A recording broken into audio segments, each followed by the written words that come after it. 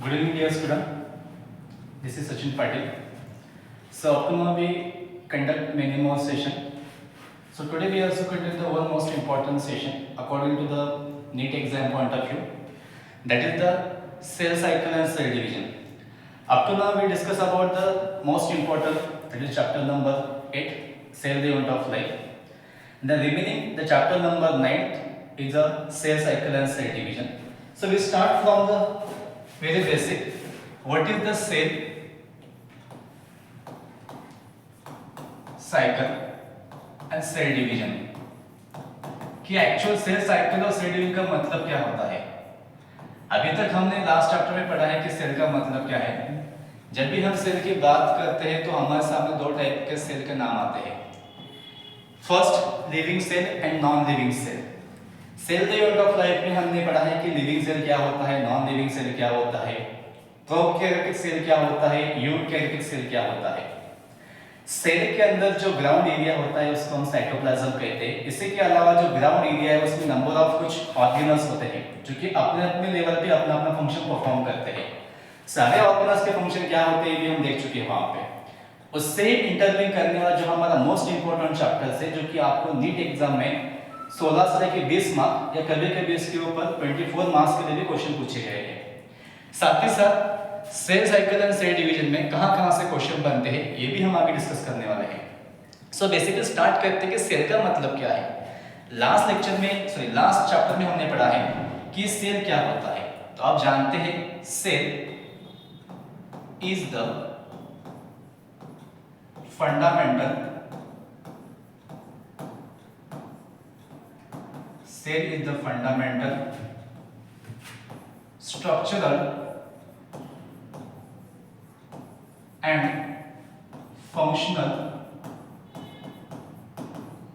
structural and functional unit of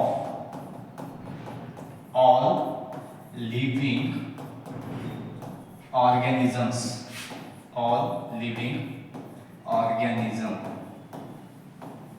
अभी क्या है कि जो भी सेल होता है हर किसी लिविंग ऑर्गेनिज्म का fundamental, structural support and functional support provide करता है.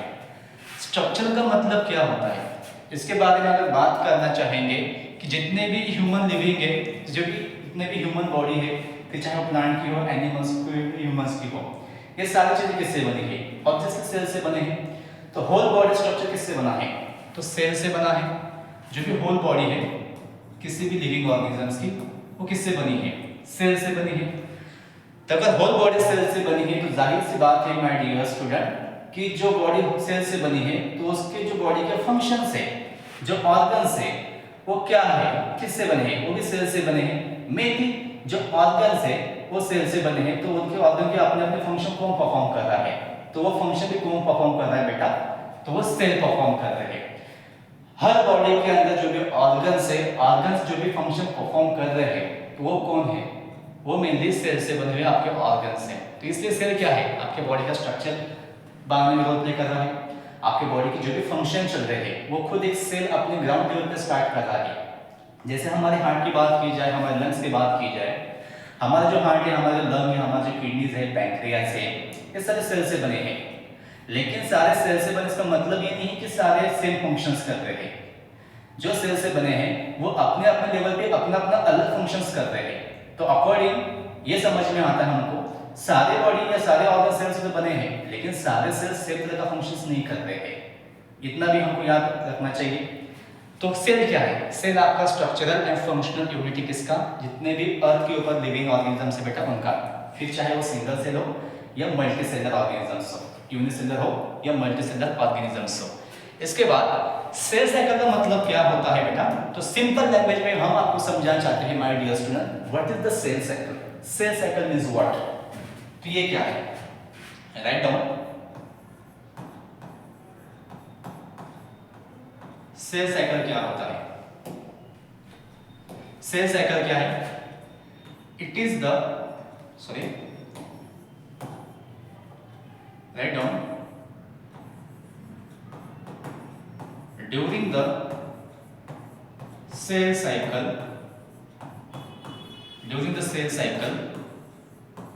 many events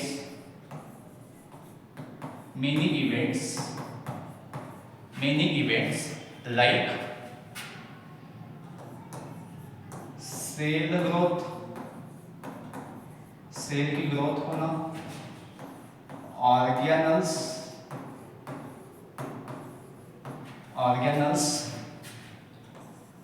duplication, comma genome duplication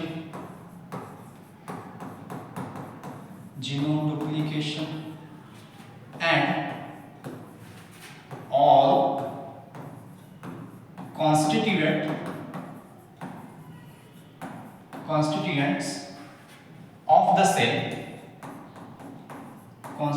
of the cell are equally distributed into two daughter cell, कि सेल डिवीजन सेल साइकिल क्या होता है। ध्यान दीजिए कि सेल साइकिल के दौरान क्या होगा बेटा, सबसे पहले आपकी सेल की ग्रोथ होनी चाहिए, फिर चाहे वो साइटोप्लाज्मिक ग्रोथ हो या प्रोटोप्लाज्मिक ग्रोथ हो। ग्रोथ क्यों करना है? सेल साइकिल सेल डिवीजन का मतलब ये नहीं होता बेटा कि हमने कहीं देखिए सेल साइकिल करना है कि ये सेल ने हमको सिग्नल, हमने सेल को कह दिया सेल ने एक से दो सेल बना दिए, ये नहीं होता है। हाँ, एक सेल से दो सेल जरूर बनेंगे, लेकिन उसके अंदर कुछ प्रोसेस है। जैसे हमको एक शहर से दूसरे शहर जाना पड़ता है, हमको 400-500 किलोमीटर जाना है हमारे शहर से, तो जाहिर सी बात है हमको बीच में कुछ गांव भी लगेंगे, कुछ विलेज लगेंगे, कुछ सिटीज लगेंगी, तो उनको क्रॉस करके हमको जाना पड़ेगा। मतलब हमको स्टेप बाय स्टेप जाना पड़ेगा। बाय व्हीकल, बाय 4 व्हीलर या 2 व्हीलर हम किसी गांव को जाते हैं जो कि 100 या 200 किलोमीटर है, बीच में कुछ गांव आ रहे हैं, तो जाहिर सी बात है हमको एक एक गांव को, एक एक सिटी को क्रॉस करके जाना पड़ेगा। ऐसा तो नहीं हो सकता कि हम सीधे यहाँ से उड़ गए किसी हमारा जो डेस्टिनेशन था वहां पे पहुंच गए। हाँ, बाय प्लेन से, बाय चॉपर से आप जा रहे हैं तो अलग बात है, लेकिन मैं बाय व्हीकल्स 2 व्हीलर 4 व्हीलर की बात कर रहा हूँ, तो आपको 1 स्टेप क्वालिफाई करना पड़ेगा, आपको 1 स्टेप जाके पास करना पड़ेगा। तो वैसे ही एक सेल से दो सेल बनने के लिए बीच में बहुत सारे इवेंट्स आते हैं, बहुत सारे स्टेप आते हैं। कौन से स्टेप होते हैं, कैसा सारा मैकेनिज्म होता है, ये हमको इस चैप्टर के अंदर पढ़ना है माय डियर स्टूडेंट। हमने लास्ट में पढ़ा है कि सेल के अंदर बहुत सारे ऑर्गेन होते हैं सर। हाँ जी, तो होते हैं। क्या फंक्शन करते हैं? तो नंबर ऑफ फंक्शन करते हैं। माइटोकॉन्ड्रिया के फंक्शंस पता है हमको, प्लास्टिड का फंक्शंस पता है, गोल्जी का फंक्शंस पता है, रफ एंडोप्लाज्मिक, स्मूथ एंडोप्लाज्मिक, इनके जो फंक्शन पता है हमको। तो ये सारे फंक्शन करते हैं या तो ठीक है, लेकिन जब एक सेल से दो सेल बनेंगे तो उनके अमाउंट भी डबल होना चाहिए। क्यों? ताकि जो डॉटर सेल है वो अपने पेरेंट सेल जैसे भी फंक्शन करना चाहिए, मतलब ऑर्गन्स को भी डबल होना पड़ेगा, उनको भी फंक्शन करने के लायक होना पड़ेगा। तो ऑर्गन कैसे डबल होती है, किस फेज में होते हैं, किस स्टेज में होते हैं, ये सारी चीजें हमको डियर स्टूडेंट यहाँ पे पढ़नी है। Do you understand? ओके, तो what is the cell cycle? तो सेल साइकिल में मेनी इवेंट्स होते हैं बेटा। कौन से इवेंट? सबसे पहले आपकी सेल की ग्रोथ होनी चाहिए, जो भी ऑर्गेनल्स है उनका डुप्लीकेशन का मतलब होता है उनकी अमाउंट डबल होनी चाहिए, उनकी जेरॉक्स कॉपी बनना चाहिए। जो भी डीएनए है एज अ जीनोम, जब भी हम एक सेल की बात करते हैं तो उसको हम डीएनए कहते हैं, बट जब हम पूरे सेल की बात करते चल रहे हैं तो उसको हम जीनोम कहते हैं। ठीक है, होल बॉडी की सेल की बात कर रहे हैं, किसी लिविंग ऑर्गेनिज्म की बात कर रहे हैं, तो उसके होल डीएनए को हम एज अ जीनोम के नाम से कंसीडर करते हैं। एक सेल की बात कर रहे हैं तो हम उसको डीएनए कह सकते हैं, बट जीनोम मतलब सारे सेल डिवाइड कर रहे हैं तो सारे सेल का अंदर डीएनए को डिवाइड करेंगे, मतलब डीएनए की अमाउंट में डबल होंगी। It's a genome duplications. Okay, सारी चीजें होने के बाद जो भी चीजें हुई है ऑल कांस्टेंट डबल किए जाएंगे, और ये होने के बाद सारी चीजों को इक्वली क्या किया जाएगा, दो डॉटर सेल में डिस्ट्रीब्यूट किया जाएगा।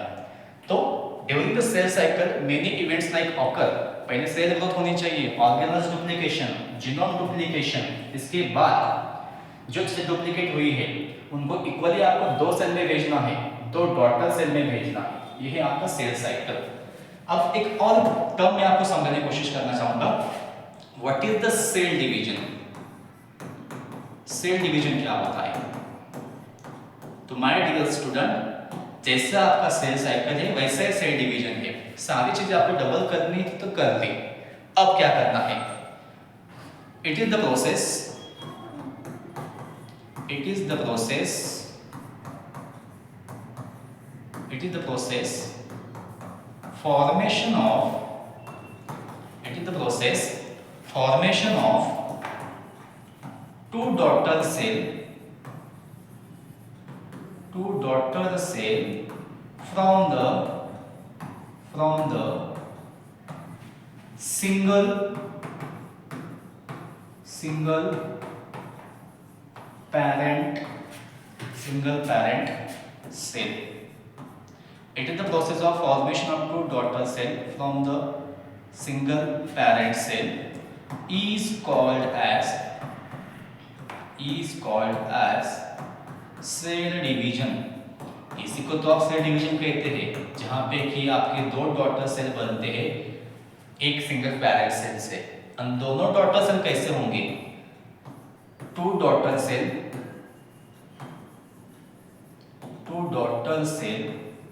Are equal to the parent cell. Two daughter cell are equal to the parent cell. कि जो डॉटर सेल है बेटा वो कैसे होंगे? अपने पेरेंट सेल जैसे होंगे. उनका फंक्शन भी, उनका बिहेवियर भी. हाँ, एक बात चीज याद रखनी है कि लास्ट में हमने पढ़ा है कि सेल का साइज, सेल के फंक्शन वेरी होते हैं. डिपेंड्स अपॉन द सेल किस बॉडी का पार्ट है, ठीक है, किस ऑर्गन का पार्ट है या किस ऑर्गेनिज्म का है, प्लांट हो, एनिमल्स हो, ह्यूमंस हो. लेकिन सारी बॉडी सिमिलर तो नहीं है. बॉडी सिमिलर नहीं तो सेल के फंक्शन भी अलग अलग है. तो depends on the location, cell का साइज, सेल का फंक्शन, सेल का साइज या सेल का जो शेप है वो वेरी होता है. इतना आपको याद रखना है. I hope this three terms you understand very well. If you have any doubts please comment me. Okay, next slide पे चले. Let's go. अभी तक पढ़ा है हमने कि सेल साइकिल क्या है, सेल डिवीजन क्या है. आई होप आप सबको यहाँ तक सारी चीजें क्लियर होंगी. आगे हमको देखना है कि जो भी सेल फेज होते हैं वो कौन कौन से होते हैं, कि सेल फेज स्टार्ट कैसा होता है. तो आगे हम देखना चाहेंगे बेटा phases of the cell cycle.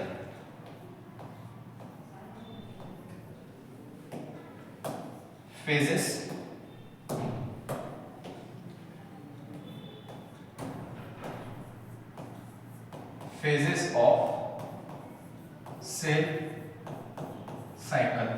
कि सेल साइकिल के फेजेस कौन से हैं. तो जब भी हम सेल साइकिल के फेजेस की बात करते हैं तो उसको हम दो पार्ट में डिस्ट्रीब्यूट करते हैं. कौन कौन से? इसको हम दो पार्ट में डिस्ट्रीब्यूट करेंगे. Sorry dear student, phases of cell cycle start करने से पहले मैं आपको और एक बात बताना चाहूंगा, थोड़ा ध्यान दीजिएगा. हमने देखा है कि सेल साइकिल या सेल डिवीजन क्या है, ओके, लेकिन हमको ये भी पता होना चाहिए कि सेल डिवाइड कब करेगा. तो we have a question, why cell divide, कि कोई सेल डिवाइड क्यों करेगा या कब करेगा, कैसे करेगा. कैसे करेगा तो आगे देखने वाले हैं, लेकिन कोई सेल डिवाइड क्यों करेगा, उसको डिवाइड करने के लिए कौन सिग्नल देगा. जाहिर सी बात है, जैसे ह्यूमन बॉडी को कंट्रोल करने के लिए हमारे पास ब्रेन है, उसी तरह से सेल को कंट्रोल करने के लिए सेल के पास एक स्पेशलाइज्ड ऑर्गेनल्स है जिसको आप न्यूक्लियस कहते हैं. उसी तरह जो सेल डिवीजन चलेगा, सेल कैसे डिवाइड होता है. मान के चलिए हमारे पास एक सेल है, ये हाँ बेटा हमारे पास एक सेल, ये जो सेल है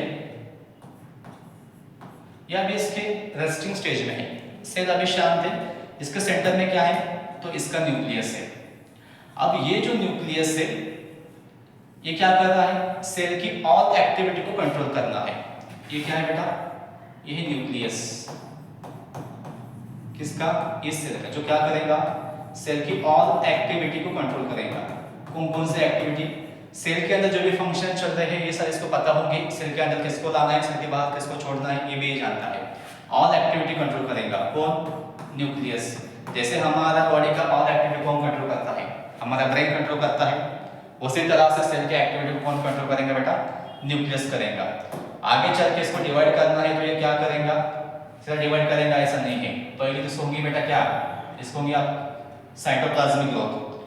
डिवाइड करने से पहले इसकी होती है बेटा साइटोप्लाज्मिक ग्रोथ. कौन सी growth, cytoplasmic growth. Cytoplasmic growth होती है. इसके अलावा क्या होगा, प्रोटोप्लाज्मिक ग्रोथ होगी. प्रोटोप्लाज्मिक ग्रोथ होगी माय डियर स्टूडेंट। ध्यान दीजिए फिर से, हम वो पॉइंट समझ रहे हैं जो कि आपको पता नहीं है अभी तक। आपको सिर्फ इतना पता है सर कि इंटरफेज होता है, एम फेज होता है, प्रोफेज, मेटाफेज, एनाफेज, लेकिन ये कॉन्सेप्ट आपको ध्यान से सुनना है कि सेल डिवीजन कब करेगा, कैसे करेगा, तो हम देखने वाले हैं। सेल डिवाइड कब करता है तो उसको समझने के लिए क्या है, हमारे पास एक सेल है जो कि यहाँ पे रेस्ट कर रहा है। अगर इसको डिवीजन करना है तो ये क्या करेगा, डिवीजन करने से पहले क्या करेंगे, उसके साइटोप्लाज्मिक ग्रोथ होंगी। साइटोप्लाज्मिक ग्रोथ हुई यहाँ पे, ये वाला आपका सेल है जो कि लास्ट वाले सेल से बड़ा दिख रहा है, ताकि इसने आपका ग्राउंड एरिया बड़ा किया है। जो आपको दिख रहा है ये चीज, ये क्या है बेटा, तो इसका प्लाज्मा मेम्ब्रेन है। प्लाज्मा मेम्ब्रेन किस चीज से बनता है तो आपको पता है, the plasma membrane is made up from the lipid bilayer. Number of lipid यहाँ पे अरेंज है। इसके बाद ये कौन सा सेल है आपका, जहां पे क्या कर रहा है cell, cell will not be divided, can not be divide. चलो ठीक है, सेल क्या है यहाँ पे, सेल मैचुरेशन में है, सेल मैचुरेशन में है, जिसकी वजह से क्या करेगा, perform a specific function, perform a specific function. हर सेल का काम होता है कि फंक्शन परफॉर्म करना है, तो अपने मैचुरेशन स्टेज में वो फंक्शन परफॉर्म करेगा। यहाँ पे कोई भी सेल डिवाइड नहीं करेगा, सेल नॉट डिवाइड, क्योंकि हमने आगे भी लिखा है, पहले भी लिखा है। अब यहाँ पे क्या करना है, जब इसको डिवाइड करना होता है तो इसका न्यूक्लियस क्या करेगा, खुद इसको सिग्नल देगा। जैसे न्यूक्लियस सिग्नल देता है तो ये क्या करेगा, डिवाइड करना स्टार्ट करेगा। अब जब भी डिवाइड करेगा तो क्या होता है, जब भी डिवाइड करना है बेटा तो ये क्या करेगा, दो डॉटर सेल फॉर्मेशन करेगा। एक सेल है, ये सेकंड वाला सेल है, दोनों डॉटर सेल कैसी है, तो अपने पैरेंट सेल जैसी है। इसमें सिर्फ न्यूक्लिया ही पास हुआ है क्या, नहीं, सेल के साइटोप्लाज्म के अंदर जितने भी ऑर्गेनल्स थे, जितने भी मटेरियल्स थे, जितना भी सेल का अंदर कॉन्स्टिट्यूट था, सारा डबल होने के बाद यहाँ पे पास किया गया है। तो यहाँ पे आप और एक चीज कर सकते हैं, यहाँ पे क्या लिख सकते हैं आप कि cell composition, cell composition are duplicate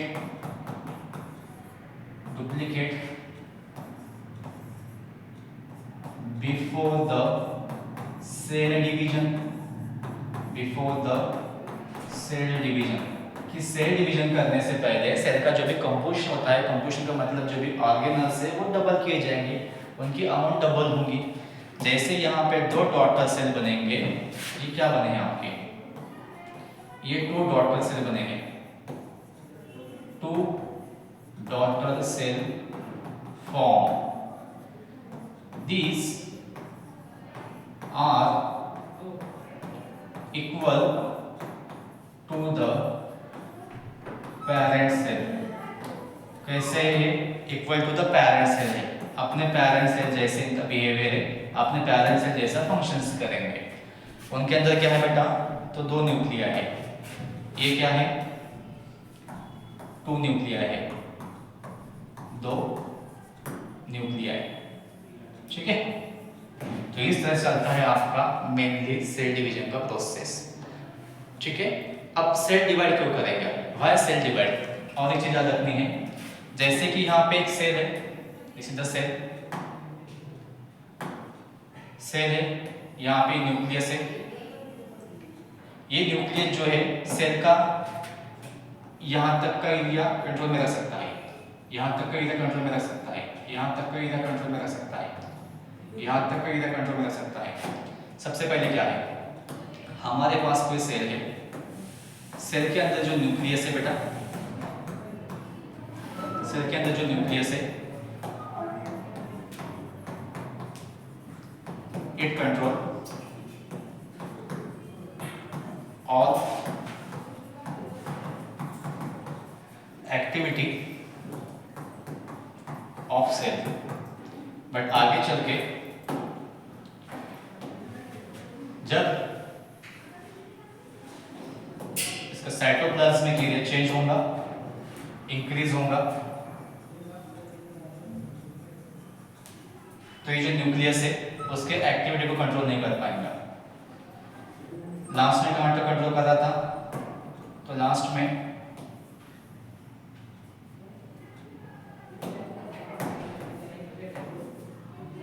यहां तक कंट्रोल कर पा रहा था, यहां तक आराम से कंट्रोल कर पा रहा है। जहां से आगे न्यूक्लियस कंट्रोल में नहीं कर पाता है, न्यूक्लियस सेल को कंट्रोल नहीं करेगा, उसी समय न्यूक्लियस को सिग्नल देगा कि सेल को डिवीजन करना है। हम देख रहे हैं सेल डिवीजन कब करेगा? जब न्यूक्लियस किसी सेल को कंट्रोल में नहीं कर पाता है, उसी दौरान वो न्यूक्लियस क्या करता है? सिग्नल पास करता है। सिग्नल पास करेगा किसके लिए बेटा? तो सेल डिवीजन करने के लिए, सेल डिवीजन करने के लिए। तो ये सिंपल सा मैकेनिज्म है। इसी के साथ ये ओल्ड साइज है, old size of cell,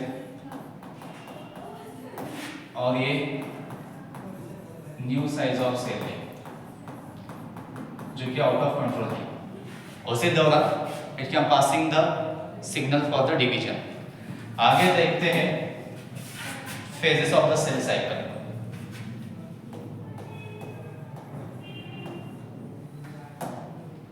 phase of cell cycle, कौन कौन से फेज होते हैं? So first of all phase of cell cycle. जब फेजेस ऑफ सेल साइकिल हम स्टडी करते हैं तो मेनली दो फेज होते हैं, first and second. First phase कौन सा है तो जानिए यहाँ पे, उसको हम कहते हैं बेटा इंटरफेज। इसको हम कहते हैं बेटा इंटरफेज। सेकेंड फेज को हम कहते हैं my dear student M phase. I hope ये आपके शायद फाउंडेशन में भी होगा एम फेज, जिसको हम कहते हैं माइटोटिक फेज। अभी एम फेज क्या होता है?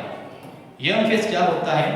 किसी भी सेल साइकिल को डिवीजन करने के दौरान दो फेज कैरी आउट करता है वो। इंटरफेज, इसी को आप कहते हैं dear student resting phase. Resting phase, इसी को आप कहते हैं प्रिपरेटरी फेज। इसी को आप कहते हैं प्रिपरेटरी फेज, उसको आप प्रिपरेशन फेज कहते हैं। उसके बाद यहाँ पे कोई भी सेल डिवाइड नहीं करेगा, सेल नॉट बी डिवाइडेड। यहाँ पे कोई भी सेल डिवाइड नहीं करता है। यहाँ पे सेल कैसा है? तो मेटाबॉलिकली एक्टिव है। डिवाइड नहीं करता इसका मतलब ये नहीं कि सेल मर गया, सेल जिंदा है लेकिन मेटाबॉलिकली एक्टिव है, बस डिवीजन नहीं कर रहा है डियर स्टूडेंट। और किसी भी सेल साइकिल के दौरान जितना भी टाइम लगेगा इंटरफेज को, वो 90% टाइम लगेगा।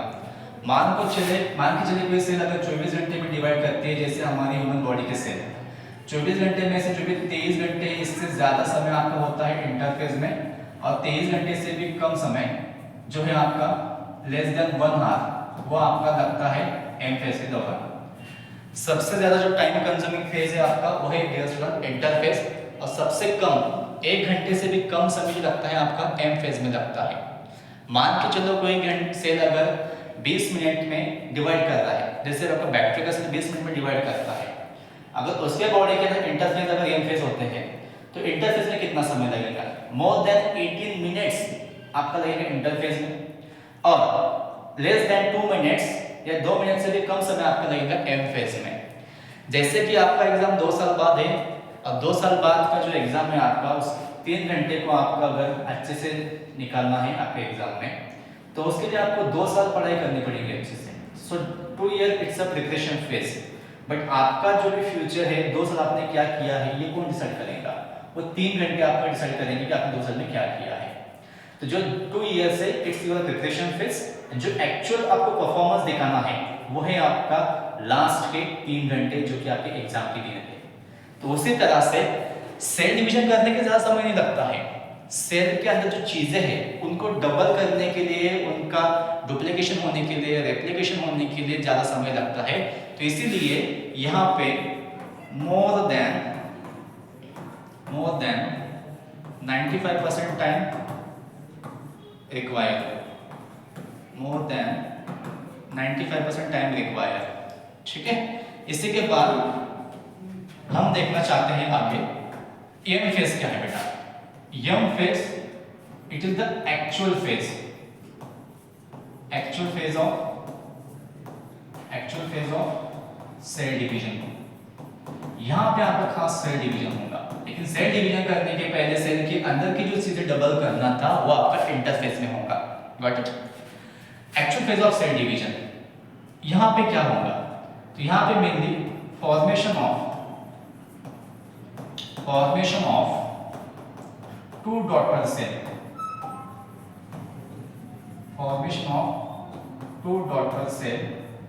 from the parent cell। कि parent cell से क्या करना है, from the parent cell से क्या करना है, दो डॉटर सेल बनाने हैं। इसी के साथ साथ यहां पे most important require less time.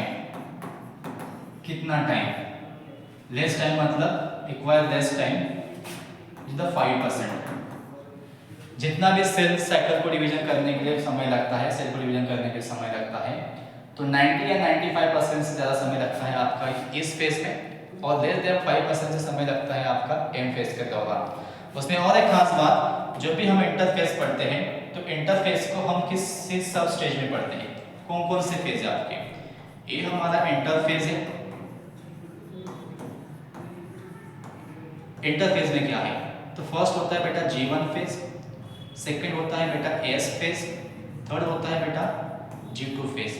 G1 phase को हम क्या कहते हैं, G1 फेज को हम कहते हैं my dear student gap phase 1। Okay बेटा। S फेज को हम क्या कहते हैं, तो S फेज को हम कहते हैं बेटा सिंथेसिस फेज। क्या होगा यहाँ पे, तो यहाँ पे होगा डीएनए की अमाउंट डबल, इसके अलावा एक ऑर्गेनल है सेंट्रियोस वो डबल किया जाएगा। और G2 phase it's a gap phase 2, it's a gap phase 2, और ये था आपका गैप फेज 1। उसी तरह से जो आपका होता है एम फेज में क्या होता है आपका, इसमें होता है मेनली आपका कैरियोकाइनेसिस एंड लास्ट में आपका होता है साइटोकाइनेसिस।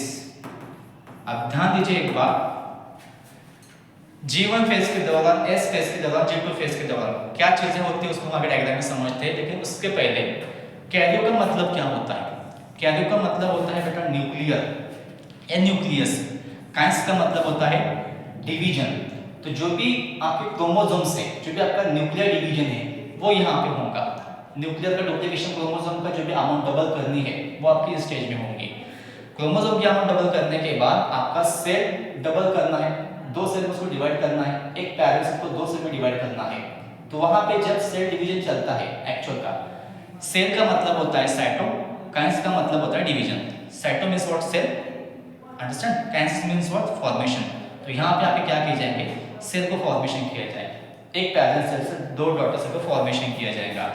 इसी तरह से जब हम कैरियोकाइनेसिस स्टडी करेंगे आगे, तो कैरियोकाइनेसिस को हम 4 स्टेप में डिस्कस करते हैं। फर्स्ट प्रोफेज है, उसके बाद मेटाफेज है, उसके बाद है आपका एनाफेज, जो कि मोस्ट इंपॉर्टेंट फेज होता है। आप आगे चल के during practical point of view किसी भी क्रोमोसोम का शेप के बारे में स्टडी करना चाहते हैं, किसी भी क्रोमोसोम की मॉर्फोलॉजी स्टडी करना चाहते हैं, तो मेनली मॉर्फोलॉजी को स्टडी करने के लिए आप मेटाफेज यूज करते हैं। बट क्रोमोसोम की शेप आप जब देखना चाहते हैं, like L shape, J shape, I shape, V shape, ये सारे जो शेप है आपके, ये अगर देखना चाहते हैं आप, जिसको आप मेटासेंट्रिक, सब मेटासेंट्रिक, एक्रोसेंट्रिक, टेलोसेंट्रिक क्रोमोसोम्स कहते हैं, जो कि हमने लास्ट में देखा है स्ट्रक्चर ऑफ क्रोमोसोम्स में। ये सारे शेप आप देखते हैं बेटा under the microscope in the anaphase के दौरान। लास्ट में होता है my dear student telophase. Okay, I hope you understand up to now this. If you have doubt, please comments. So next we discuss about the interface. Interface क्या होता है, तो यहां पे हमारे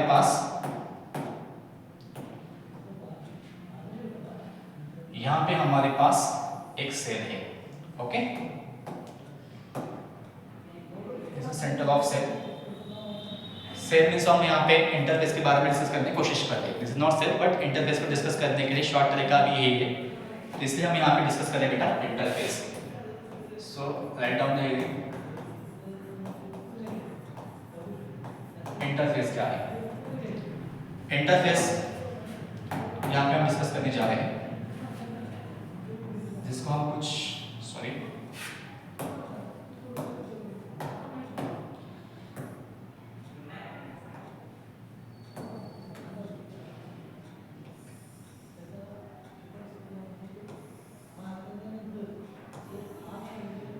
अब तो now discuss about the phase of the cell cycle.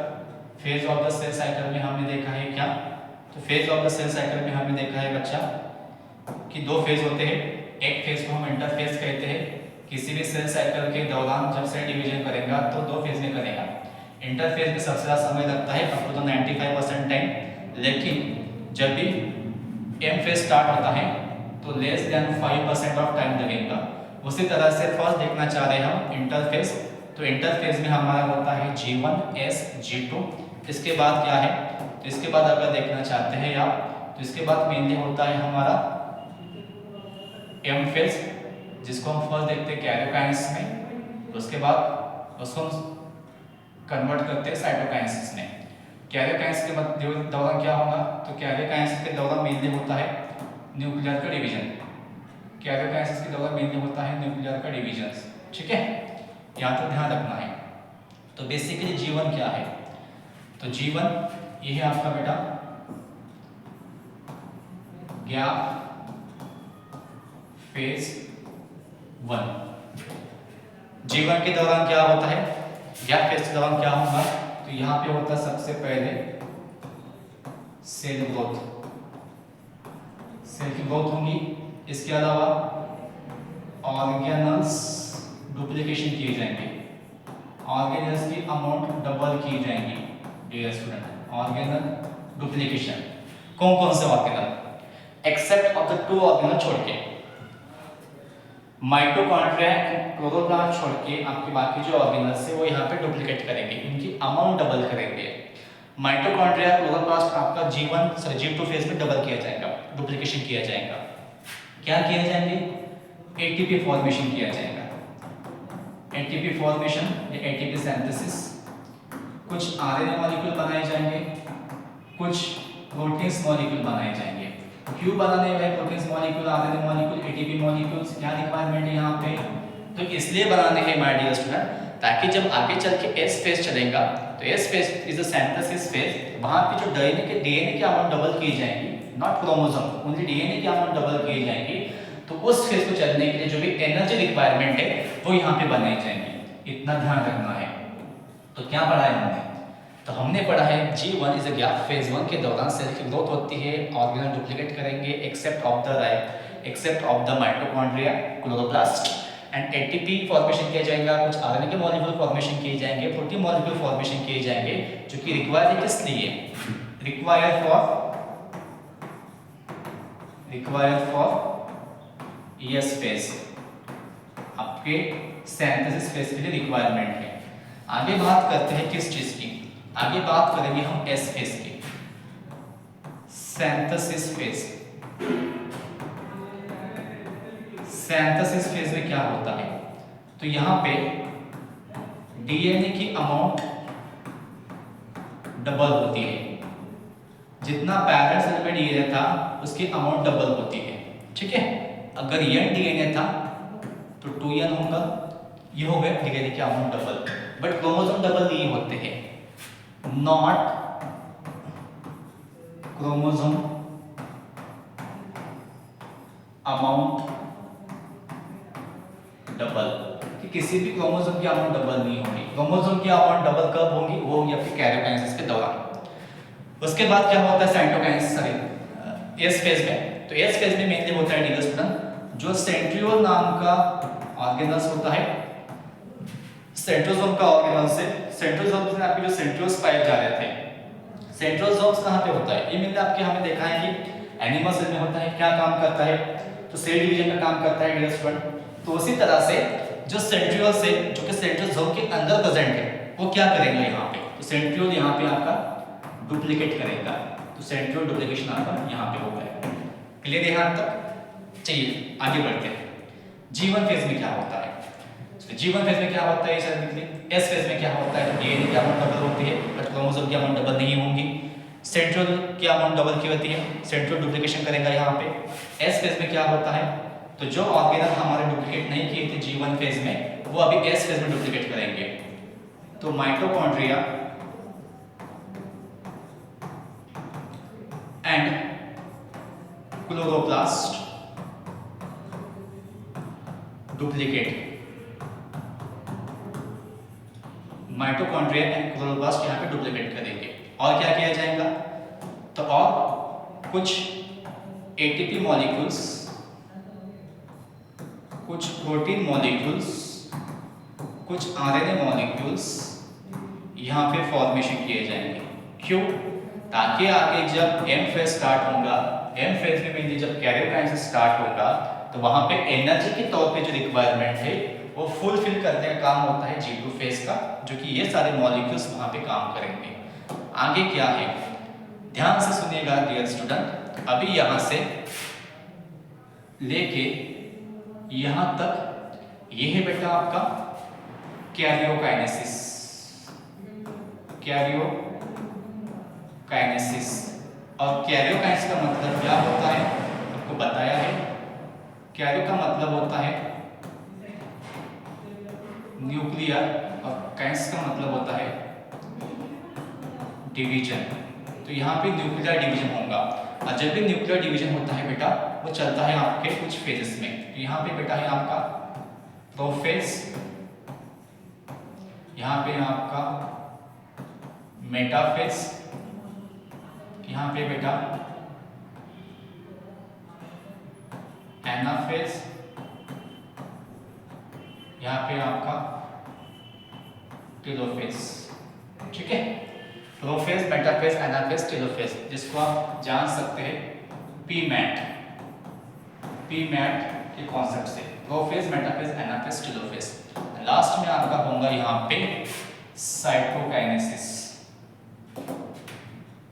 Last में यहाँ पे होगा डियर स्टूडेंट साइटोकाइनेसिस, जहां पे कि आपके एक सेल से दो सेल बनेंगे। तो ध्यान से सुनिए, यहां से किसी एक सेल ने इंटर किया था सेल साइकिल के दौरान। सबसे पहले उसने क्या किया, इंटरफेस का पार्ट स्टार्ट क्रॉस कर लिया। G1 फेज में अपना उसने सेल ग्रोथ की, सेल ग्रोथ करेगी तो अपना साइटोप्लाज्म प्रोटोप्लाज्म पार्ट पैदा करेंगी। क्लियर है? उसी के बाद जो भी ऑर्गेनल्स है उसकी अमाउंट डबल की जाएंगी, माइटोकॉन्ड्रिया क्लोरोप्लास्ट छोड़ के। एटीपी आरएनए प्रोटीन फॉर्मेशन किए जाएंगे ताकि वो एस फेज में काम कर सके। जैसे एस फेज में सेल आती है तो वहाँ पे डीएनए की अमाउंट डबल होंगी, लेकिन क्रोमोसोम की अमाउंट डबल नहीं होंगी। जो भी आपके डीएनए वो क्रोमोसोम के अंदर पाए जा रहे हैं, ये भी याद रखना है। सेंट्रियोल की अमाउंट डबल किए जाएंगी। जैसे G2 फेज स्टार्ट होता है तो आपकी माइटोकॉन्ड्रिया एंड क्लोरोप्लास्ट की अमाउंट डुप्लीकेट की जाएंगी। कुछ एटीपी, कुछ प्रोटीन, कुछ आरएनए बनेंगे ताकि आपके वो एम फेज के दौरान काम करेंगे। एम फेज में कहाँ पे, तो आपके कैरियोकाइनेसिस में। तो ये है बेटा आपका एम फेज। तो एम फेज में पहले कैरियोकाइनेसिस, उसके बाद cytokinesis, prophase, metaphase, anaphase, telophase. यहाँ पे न्यूक्लियर डिवीजन होगा। सारी चीजें डबल होने के बाद यहाँ पे सारी चीजें को डबल किया गया है। जो क्रोमोसोम है उनको यहाँ पे डबल किया गया है। इट मीन्स सेल के अंदर और चीजें सेट है, अभी बाकी है डिवीजन करना। तो साइटोकाइनेसिस के दौरान क्या होगा, तो साइटोकाइनेसिस के दौरान यहाँ पे आपके पास दो सेल आएंगी। अब ये दो सेल होंगी कौन सी होंगी, ये जो दो सेल होंगी वो कौन सी होंगी, तो ये जो दो सेल है बेटा ये है आपकी डॉटर सेल। तो ये है आपकी टू डॉटर सेल। क्लियर है? और एक खास बात आपको बताना चाहेंगे कि हमारे बॉडी के कुछ ऐसे सेल है जो कंटिन्यूअसली डिवीजन नहीं करते हैं। कौन से सेल, कौन से सेल सर, तो वो सेल जैसे कि हमारा ब्रेन सेल है, हमारा जो हार्ट सेल है, वो डिवीजन नहीं करते हैं। तो डिवीजन नहीं करेंगे तो क्या होगा, तो इसीलिए सेल साइकिल के दौरान एक होता है बेटा G0 स्टेज, जिसको आप कहते हैं क्वोशिएंट स्टेज। वहां पे क्या करता है, सेल अपने आप को अरेस्ट करेगा। सेल वहां पे क्या होता है, अरेस्ट होता है। वहां पे सेल किसी भी प्रकार का डिवीजन नहीं करेगा। Cell not divided. Cell cycle में तो है, लेकिन कौन से पार्ट में है, कौन से स्टेज में है? G0 स्टेज है, जिसको आप कहते हैं क्वेश्चन स्टेज, जहां पे सेल डिवाइड नहीं करेगा। बट सेल कैसा है? सेल अपने फंक्शंस कर रहा है। इसका मतलब सेल क्या है? मेटाबॉलिकली एक्टिव है, मेटाबॉलिकली एक्टिव है। अब ये कब होता है? क्या ये डिवीजन नहीं करेगा? कर सकता है। अगर इसको कोई सिग्नल आता है, कोई सिग्नल आता है, कोई सेल ऐसा जो डिवीजन नहीं करना चाहता है, तो वो G0 स्टेज में जाके रेस्ट करेगा, बस डिवीजन नहीं करेगा। आप जो भी फंक्शंस उसको परफॉर्म कर रहा होगा, मेटाबॉलिकली एक्टिव होगा। जैसे सिग्नल आएगा तो क्या कर सकता है? फिर से G1 स्टेज में जा सकता है, ताकि सेल साइकिल के लिए जो भी प्रोसेस है उसको फॉलो कर सके। तो I hope you understand very well. If you have any doubt, please comment my dear student. First we discuss about the interphase. Interphase में इसके अलावा कुछ पढ़ने ऐसा है नहीं है। इसी को हम 5 मिनट में डिस्कस करने वाले हैं हमारे प्यारे से एनसीईआरटी मैया से। एनसीईआरटी से हम इसको एक बार डिस्कस कर देंगे, फिर स्टार्ट करते हैं हमारा नेक्स्ट पार्ट जो भी है। फर्स्ट इतने एक बार इसको नोट कर दीजिएगा, ओके।